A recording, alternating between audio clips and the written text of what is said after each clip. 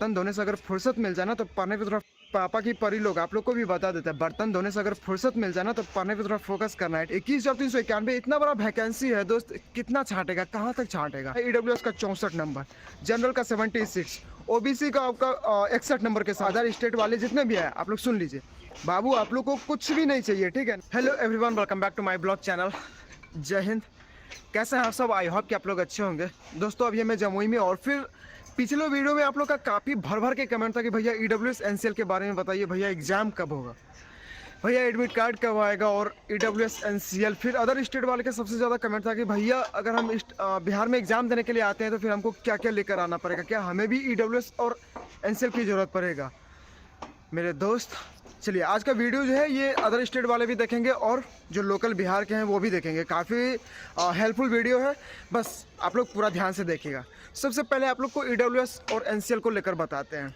मेरे दोस्त, बिहार पुलिस 21,391 वाला वैकेंसी जब से एग्ज़ाम 1 अक्टूबर को कैंसिल हुआ था, आपके जितने भी टीचर हैं वो कैंसिल करवाए थे, तब से उसके बाद से अभी तक कोई एग्ज़ाम नहीं हुआ।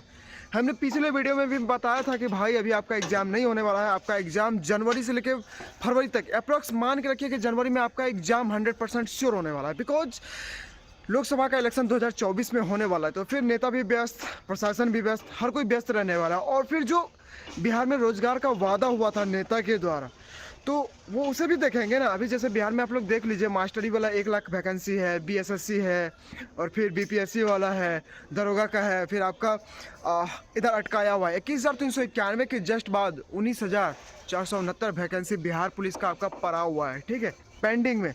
जैसे ही ये क्लियर होता है जस्ट 19,469 का वैकेंसी आने वाला है बिहार में, ठीक है।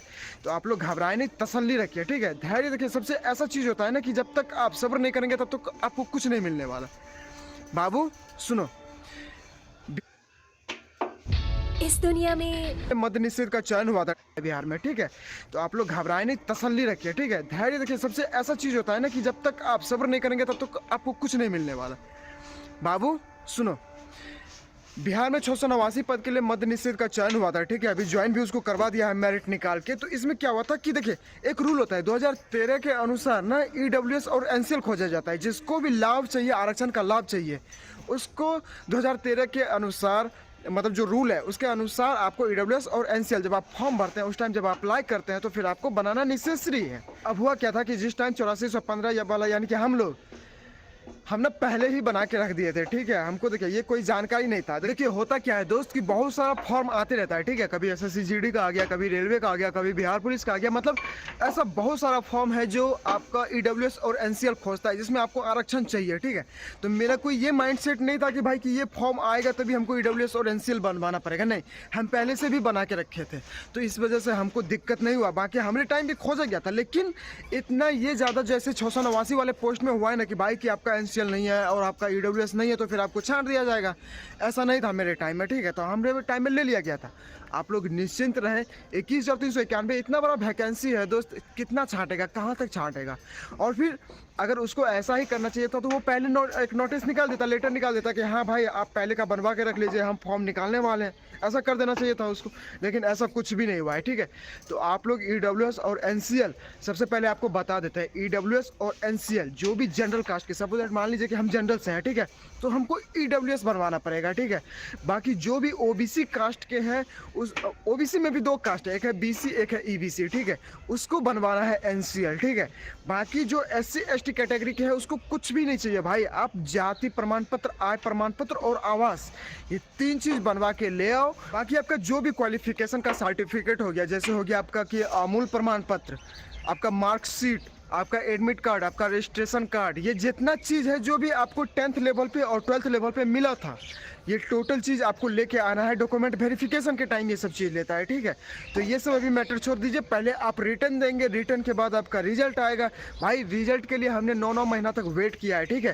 तो इंतज़ार आपको एनी हाउ करना पड़ेगा दोस्त, और इतना विश्वास रखिए, आप निश्चित रहिए कि आपका जनवरी में एग्जाम होगा, ठीक है। बिकॉज दिसंबर के लास्ट तक में कुछ ना कुछ सोल्यूशन निकलने वाला है इसका।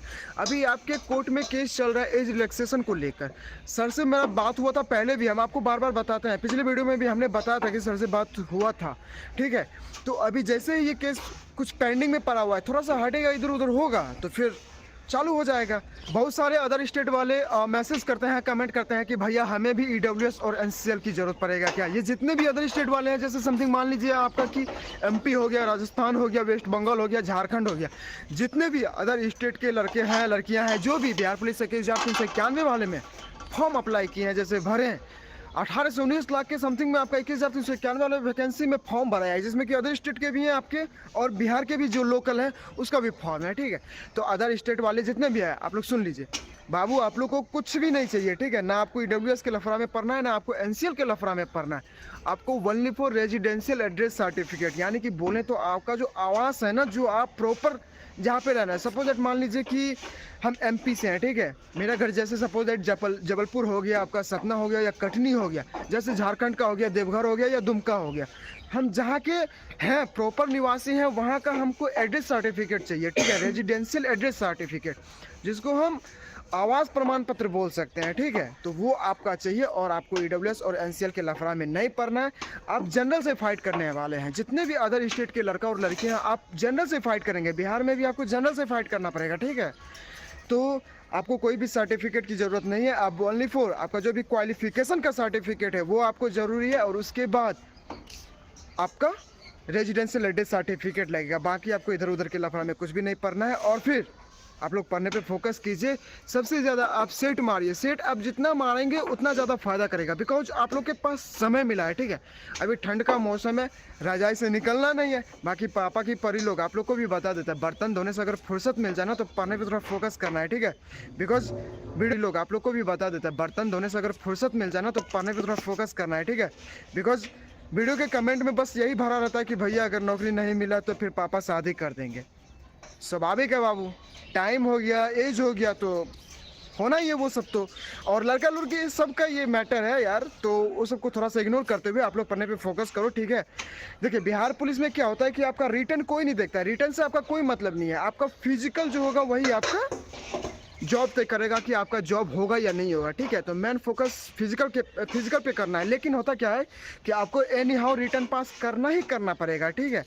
तो रिटर्न का कट ऑफ ज़्यादा नहीं जाने वाला है। देखिए वैकेंसी जितना बड़ा रहेगा कट ऑफ उतना ज़्यादा कम रहेगा। और जैसे आपका अटका हुआ है 1 अक्टूबर को जो एग्ज़ाम कैंसिल हुआ था, जिसकी वजह से अभी तक एग्ज़ाम डिले हुआ है, अभी तक एग्ज़ाम नहीं हुआ है, तो इतना यकीन रखिए मेरे दोस्त, अब की बार एग्ज़ाम होगा ना तो वो साफ़ सुथरा एग्ज़ाम होगा। और साफ़ सुथरा अगर एग्ज़ाम हुआ तो कट ऑफ नेसेसरी है कि वो कम जाएगा ही जाएगा, ठीक है।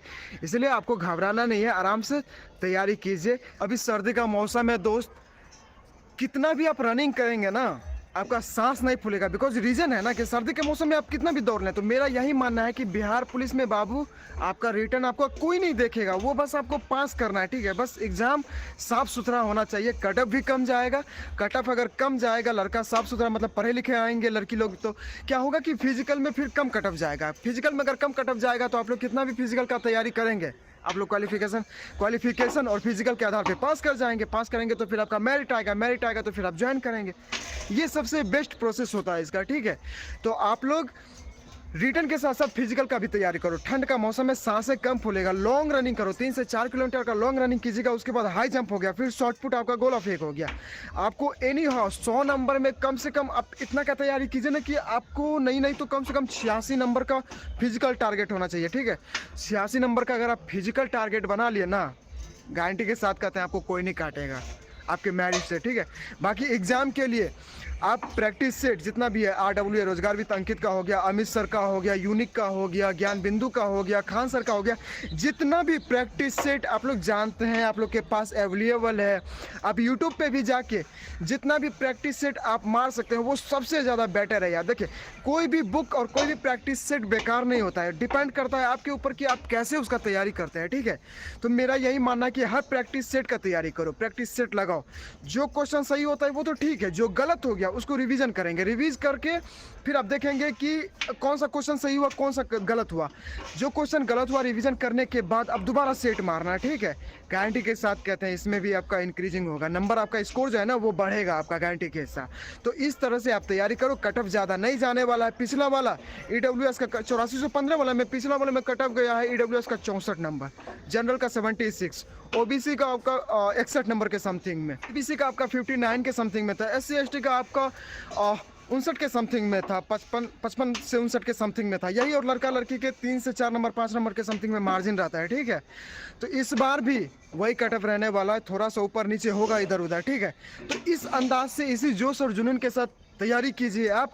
बस इतना जान लीजिए कि रिटर्न का कितना ज़्यादा कटअप जाएगा ना, तो कभी भी 65 से 70 से ज़्यादा नहीं जाएगा, ठीक है। आप आराम से तैयारी करो, जब आप रिटर्न पास कर जाओगे तो बचा फिजिकल आप अभी से तैयारी कर दो। बिकॉज ठंडी का मौसम है, तो हमें नहीं लगता है कि किसी को दिक्कत होना चाहिए अभी रनिंग में, बिकॉज जब सांस फूलेगा ही नहीं उतना। हम मानते हैं भाई कि ज़्यादा मतलब जो कभी तैयारी नहीं किया उसको थोड़ा दिक्कत होगा, लेकिन आप प्रैक्टिस करो यार, हर एक चीज़ का प्रैक्टिस करो। आप रिटर्न के साथ साथ फिजिकल के भी प्रैक्टिस करो, गारंटी के साथ कहते हैं दोस्त। जब भी आपका एग्जाम होगा, वैसे आप 100% श्योर रखिए कि जनवरी तक में कुछ ना कुछ होगा। दिसंबर के लास्ट तक में आपका कोई अच्छा न्यूज़ आएगा, जनवरी तक में आपका एग्जाम होगा, गारंटी के साथ श्योर रहिए। 2024 में इलेक्शन भी करवाना ना बाबू, हाँ, इसीलिए आप लोग तैयारी कीजिए। देखो दोस्त, मेरे अंदर जितना जानकारी है, जितना हम जानते हैं, जब से हम डिपार्टमेंट में आए हैं तब से हम थोड़ा बहुत ही, लेकिन जितना जानते हैं हम उतना आप लोग को बताने की कोशिश करते हैं, उतना ज़्यादा हम हेल्प करने की कोशिश करते हैं। बिकॉज जो परेशानी हम झेले हैं वो नहीं चाहते हैं कि आप लोग को दिक्कत हो किसी तरह का, ठीक है। तो हम इतना भी अगर जानते हैं ना, तो हम चाहते हैं कि आप लोग को बताएं, ठीक है। तो सबका अपना अपना ओपिनियन होता है, बाकी कौन क्या बोलता है नहीं बोलता है कोई फर्क